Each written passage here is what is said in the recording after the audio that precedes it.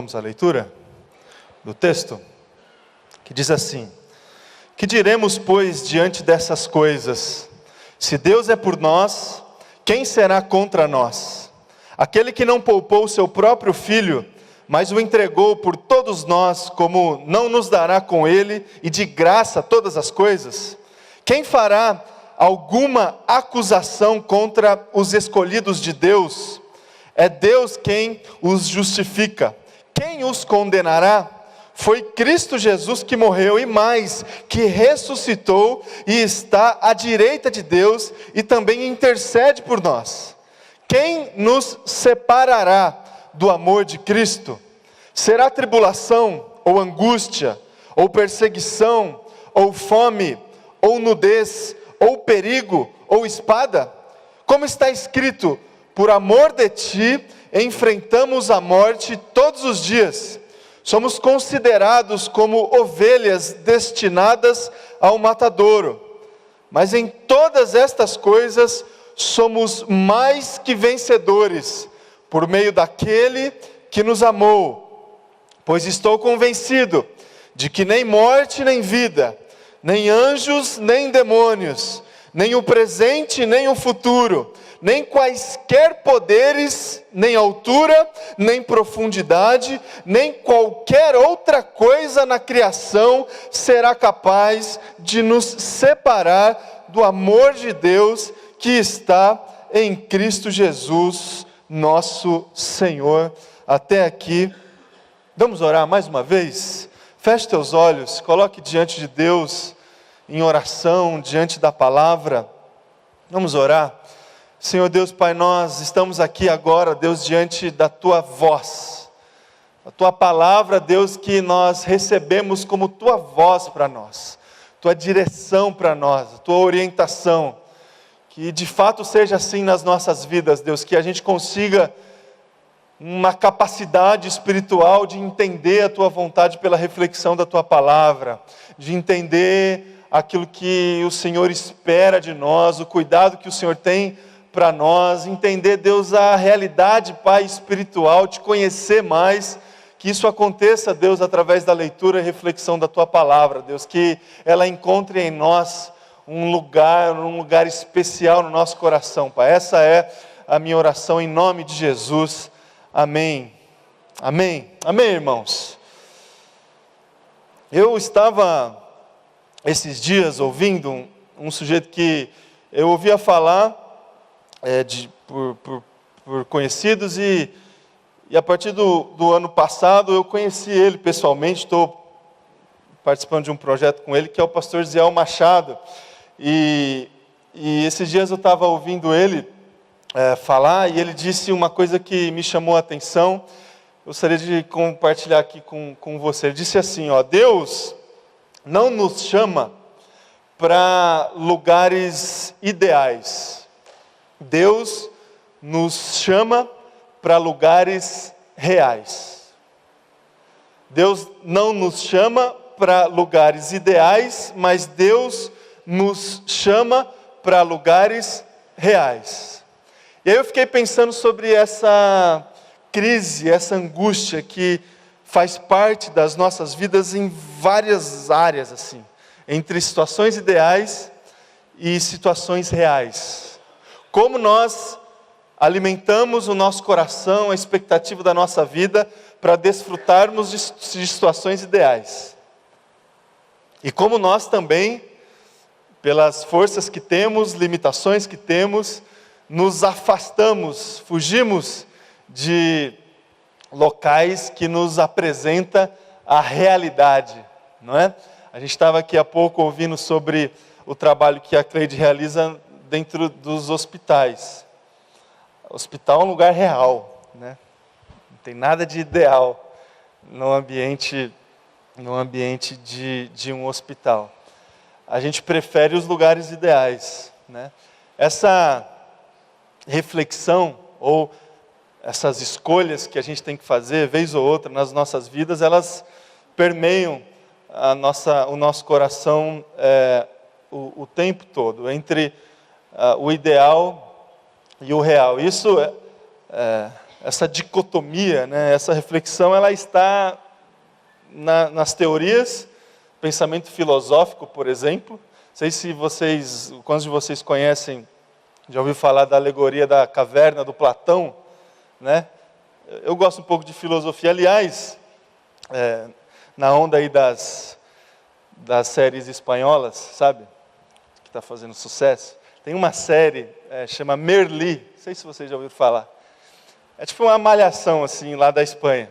Mas tem um aspecto legal que eu gostei dessa série, que conta a história de um professor de filosofia, e a cada episódio ele aplica um conceito clássico da filosofia na trama ali, que é uma trama bem bobinha, mas é legal ver a série a partir dessa perspectiva, né, dos conceitos clássicos da filosofia. E um dos conceitos da filosofia que muita gente conhece é esse conceito da dicotomia do Platão a partir da alegoria da caverna. Não sei se vocês já ouviram falar dessa história, que tinha prisioneiros dentro de uma caverna, eles estavam acorrentados numa caverna escura, que era iluminada apenas pela luz que vinha de fora e por uma fogueira que estava ali dentro.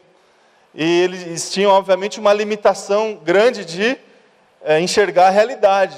Afinal de contas, eles estavam ali presos num contexto específico e enxergando reflexos que essas iluminações eles causavam nas paredes da caverna. Era esse o mundo que eles enxergavam na alegoria do Platão. Um mundo completamente limitado.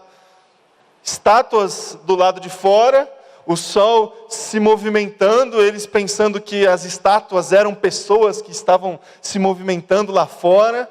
E aí um dos prisioneiros, ele consegue fugir da caverna. E aí lá fora, ele tem o contato com a realidade, com as pessoas, com os animais, com a complexidade da realidade. Ele volta para a caverna para levar as boas novas para aqueles que estavam aprisionados ali dentro da caverna. E ele fala, lá fora que é o mundo real, que a gente enxerga aqui na parede da caverna, não tem nada a ver com a realidade. A gente pensa que são gente se movimentando, mas na verdade é a estátua que está parada lá fora. Os que estavam dentro, eles acusam o que conseguiu sair. Você está equivocado, a realidade nossa é aqui mesmo, somos prisioneiros, o nosso mundo é o que a gente enxerga na parede da caverna. Eles espancam esse sujeito, matam esse sujeito e a história é mais ou menos por aí. Ideal e real. Isso está presente na filosofia, uma coisa distante de nós, como está presente no nosso almoço agora de domingo.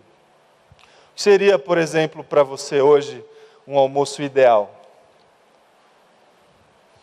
Churrasco, um carrezinho assim de carneiro, um molhinho de hortelã, um risoto de palmito, um vinho, almoço ideal. E qual que vai ser o real? O que sobrou ontem da O que sobrou lá do final de semana? Essa situação entre o real e o ideal, qual que é uma situação financeira ideal que a gente busca, que a gente almeja, que a gente espera? E qual que tem sido a real? Qual que é a situação familiar que a gente considera ideal? Do nosso casamento, da relação que a gente tem com os nossos filhos, e qual tem sido a real? Então essa crise, nós enfrentamos o tempo todo, entre o ideal e o real. Isso está em todos os ambientes. E quando a gente entra e convida também as questões espirituais para fazer parte da nossa vida, das nossas reflexões, das nossas escolhas, a gente também vai encontrar esse distanciamento. Porque a sabedoria bíblica, ela nos apresenta várias situações ideais. Vários desafios que a gente tem da palavra de Deus que enche o nosso coração de expectativa de desfrutar de uma situação ideal. De um desfrute da vontade de Deus, que é ideal, não é? O que é a vontade de Deus? É boa, perfeita e agradável. É uma situação ideal. Só que de repente a gente se vê não desfrutando disso. A nossa realidade parece que é uma realidade muito distante dessa que nós lemos e extraímos da palavra de Deus. Tantas outras promessas que lemos nas Escrituras que trazem para a gente uma expectativa de experiências ideais. Mas a realidade parece que ofusca a gente experimentar 100% a presença, a vontade, o contentamento que a gente encontra nas Escrituras Sagradas. Quando a gente convive, meu irmão e minha irmã, com uma busca pela espiritualidade, certamente a gente vai conviver com essa dicotomia também na nossa fé. A fé entre o ideal e o real. Como que a gente organiza as convicções que a gente tem de fé, as certezas que a gente encontra a partir das experiências que nós já tivemos com Jesus Cristo. Como que a gente consegue alocar essas experiências na nossa realidade? Como que a gente consegue ler as Escrituras Sagradas, extrair as verdades das Escrituras Sagradas e colocá-las em prática na nossa realidade? Eis um grande desafio que nós temos, meu irmão e minha irmã, na caminhada ao lado de Jesus Cristo. Inserir os ideais da fé, as convicções da palavra de Deus na nossa realidade. Realidade que, por vezes, se apresenta diante de nós como sendo grandes desafios para nós. Tem um livro do Ricardo Barbosa, chama Pensamentos Transformados, Corações Redimidos, que ele, refletindo sobre esse texto que nós lemos, de Romanos capítulo 8, ele expõe algumas experiências que passamos que dizem respeito à nossa realidade. Por exemplo, medo e insegurança. Na vida real, no dia a dia, a gente vai experimentar, vez ou outra, medo e insegurança, ansiedade e aceitação, vida real, culpa e aprovação, ou a necessidade de aprovação, abandono e carência. Esses são sentimentos, situações que nós experimentamos na realidade das nossas vidas. Vez ou outra, nós nos encontramos com o nosso coração invadido pela insegurança e pelo medo. Vez ou outra, nós nos encontramos com o nosso coração invadido pela ansiedade e a necessidade de aceitação. Vez ou outra, a gente se encontra com o nosso coração cheio de culpa, cheio de necessidade de aprovação, e vez ou outra nós nos sentimos abandonados, sozinhos, carentes de uma presença que seja, de um abraço que seja, de uma palavra que seja. Nós lemos aqui em Romanos capítulo 8, a partir do verso 31, o apóstolo Paulo, que era muito influenciado por essa dicotomia, especialmente a dicotomia do Platão, entre o ideal e o real, entre o que a gente está conseguindo ver mais ou menos e quando veremos face a face, entre uma situação que a nossa carnalidade nos limita e aquela que Cristo nos prometeu, vindoura, que não teremos mais nenhum tipo de limitação e nenhum tipo de pecado. A gente encontra na literatura, nos textos, nas cartas do apóstolo Paulo, essa ideia platônica, vamos dizer assim, que influenciava muito o pensamento na época, entre o ideal e o real. E o apóstolo Paulo, nesse trecho que nós lemos do capítulo 8, ele meio que levanta essas questões, essas perguntas. Não sei se você percebeu, mas ele faz 4 interrogações, há 4 blocos aqui de retóricas, de perguntas que jogam para reflexão essas situações que afligem o coração humano, da ansiedade, do medo, da culpa e do abandono, e a partir dessas reflexões e dessas perguntas que ele faz, ele responde para ele mesmo com a palavra, com as certezas, com as convicções que nós temos da palavra de Deus. Nós precisamos, irmão e irmã, acreditar com muita fé no coração de que a convicção numa verdade absoluta, ela transforma o nosso coração. É esse o processo. Pela experiência, mas acima de tudo pela fé. Acima de tudo pela fé. O cristianismo, a vivência cristã acontece dessa forma. Nós recebemos Cristo por fé, pela convicção que nós temos na palavra. Na palavra. A Bíblia, a palavra de Deus, é a nossa única regra de fé e prática.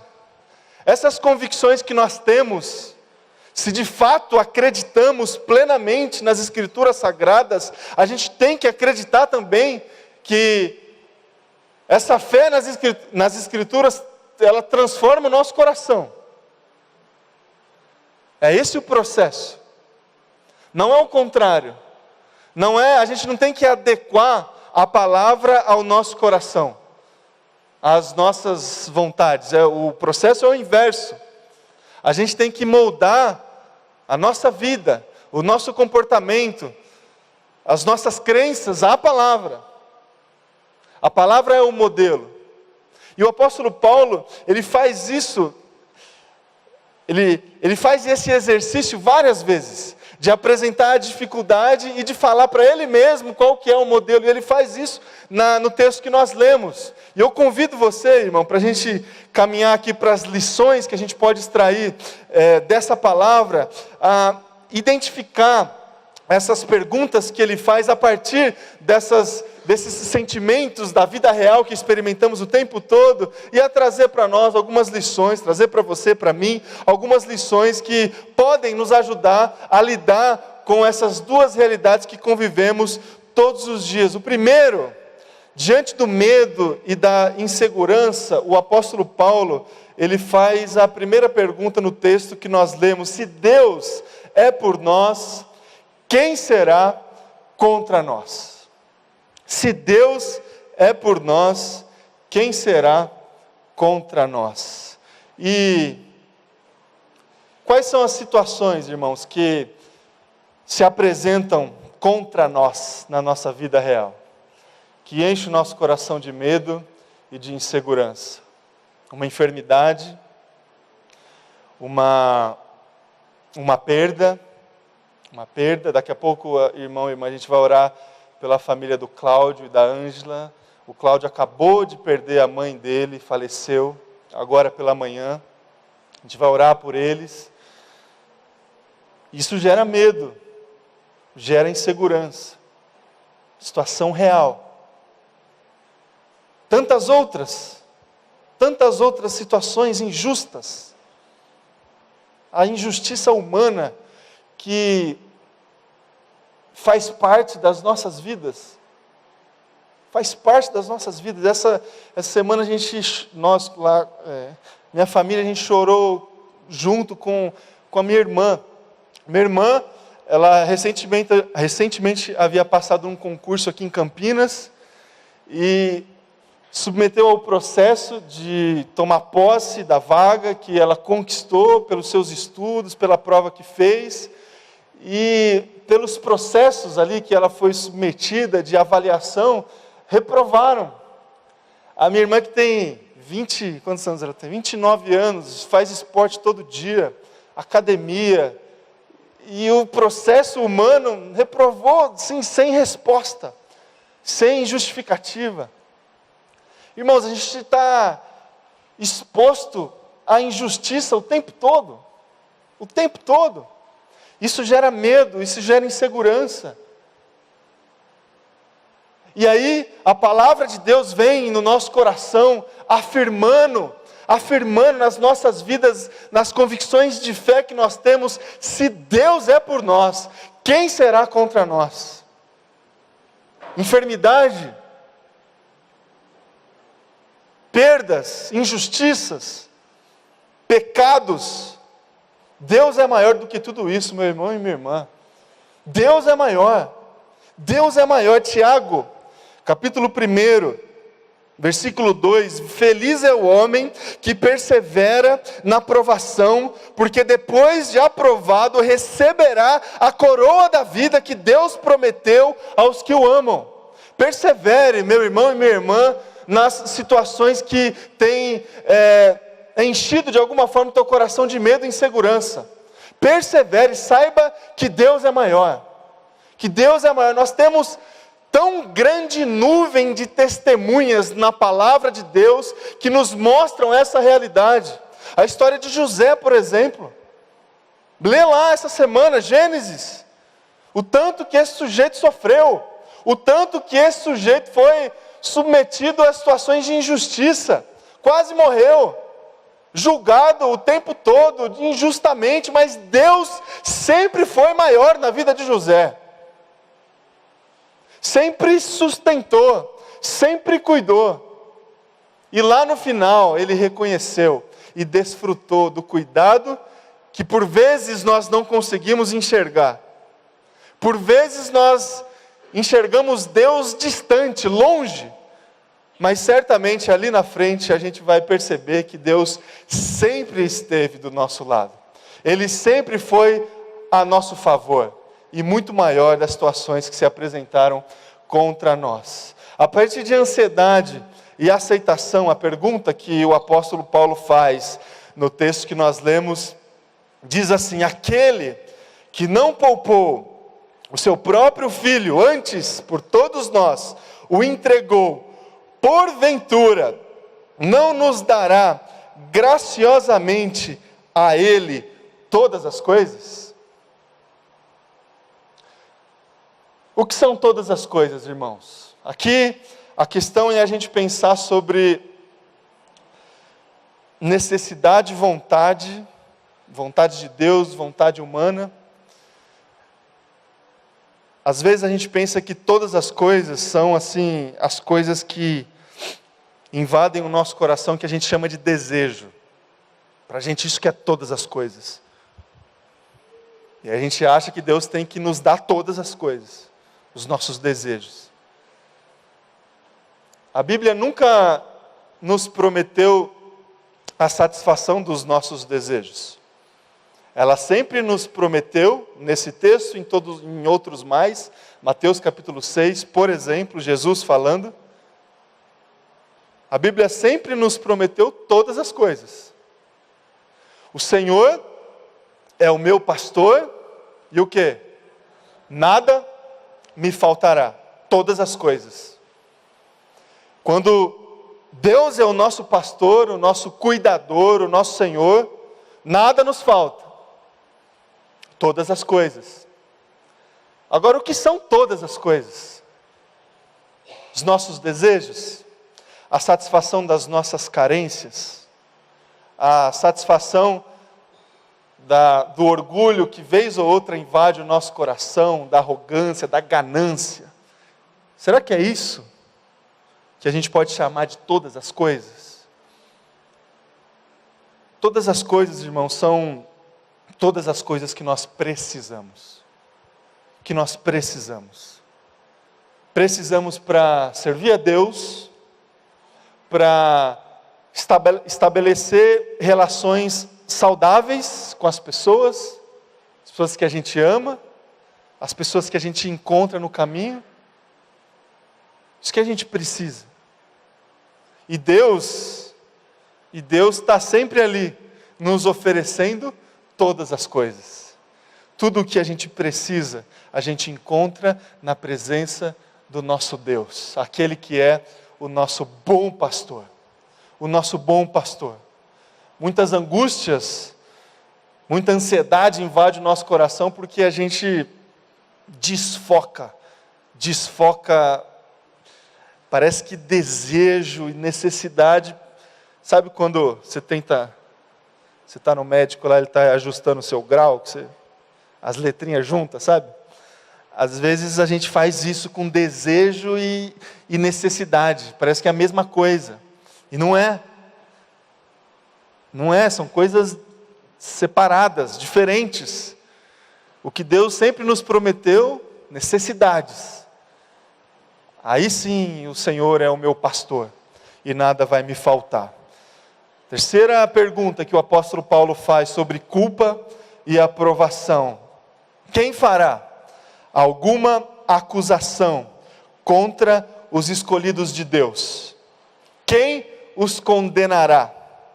O Pedro falou aqui, por algumas vezes no louvor, já está consumado, já está pago, já está pago, então não tem acusação, não tem acusação, não tem condenação. Essa certeza da tetelestai, da consumação do amor de Cristo Jesus na cruz, deve gerar em nós, meu irmão e minha irmã, uma fraqueza tal, que nos força a se prostrar diante de Cristo na cruz e desfrutar dessa graça e dessa salvação. Já não há, meu irmão e minha irmã, nenhuma acusação para mim e para você. Cristo na cruz morreu por todos os nossos pecados.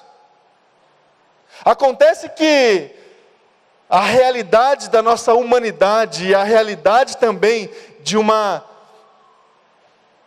parte da realidade espiritual tenta o tempo todo nos levar para uma situação diferente dessa, nos acusando. Quando pecamos, quando erramos, quando pensamos estar distantes da vontade de Deus, em serviço a Cristo Jesus na igreja, fora da igreja, quando a gente sabe quando nós estamos equivocados, a gente sabe disso. Mas a gente sabe também que Cristo Jesus está sempre de braços abertos, sempre disposto a nos receber de volta, porque Ele não vai voltar atrás no que Ele já fez, Ele não vai voltar atrás, Ele não vai mais prestar contas, a conta já está paga. Então, irmão e irmã, se você está aí sentindo um tanto quanto equivocada, distante de Deus, distante da vontade de Deus, até cometendo alguns desvios morais que seja, não deixe o diabo, o inimigo, ou até mesmo você, acusar você, te condenar, te culpar. Se jogue na presença de Deus e desfrute da graça, dessa verdade libertadora, que Cristo já morreu por você, já pagou todos os seus pecados. Então não tem mais culpa, não tem mais necessidade de aprovação, porque nós já fomos recebidos por Cristo Jesus na cruz do Calvário. Todos nós. Desfrutemos então, meu irmão e minha irmã, dessa verdade. Portanto, agora já não há condenação para os que estão em Cristo Jesus. O versículo 1 desse capítulo 8 que lemos. E para encerrar, a última pergunta que o apóstolo Paulo faz sobre abandono e carência. Ele diz assim: quem nos separará do amor de Cristo? O que nos separa? E aí ele cita aqui claramente no texto: será tribulação? Será angústia? Será perseguição? Será fome? Será nudez? Será perigo? Será espada? Será discussões? Será ideologias? Será o que? Orgulho? Pecado? Política? O que nos separa, irmãos? O que separa você do seu irmão? O que separa você de Cristo Jesus? Se a sua realidade, se o seu dia a dia tem separado você das outras pessoas, ou separado você da pessoa de Cristo Jesus, alguma coisa está errada. Porque nada disso pode nos separar. Nada disso pode separar a nossa vida do amor de Cristo Jesus. Consequentemente, nada disso pode separar a nossa vida de uma outra pessoa. Vivamos esse amor de Cristo Jesus que nos junta, que nos aproxima, que nos aproxima de Deus e que nos aproxima das pessoas. A realidade pode ser sagaz, pode ser sutil, se a gente não prestar atenção. E de repente uma coisa pequena, uma sementinha, que pode germinar no teu coração, e teu coração vai ser invadido por disenção, por discussão, por ódio. De repente você começa a odiar outra pessoa por alguma coisa. Tem nada a ver com o amor de Deus isso, irmão e irmã. Tem nada a ver. Quem nos separará do amor de Deus? Nada disso. E o apóstolo Paulo diz no final, e eu encerro, dizendo as palavras que ele disse: estou convencido de que nem morte, nem vida, nem anjos, nem demônios, nem presente, nem futuro, nem quaisquer poderes, nem altura, nem profundidade, nem qualquer outra coisa na criação será capaz de nos separar do amor de Deus que está em Cristo Jesus, nosso Senhor. Não importa a sua realidade, não importa os desafios que você tem, as escolhas que você precisa fazer, as decisões que você precisa tomar, as lutas que você está passando, saiba, meu irmão e minha irmã, que Deus está com você. Deus está com você. O amor dele te envolve. Desfrute desse amor. Tenha fé nesse terreno que a gente busca o ideal e tenta passar por cima do real. Tenha fé no meio de tudo isso. E saiba que Deus vai cuidar da tua vida, vai cuidar da tua casa, vai cuidar da tua família. Amém? Vamos orar, vou convidar você a ficar em pé agora. Nós vamos orar.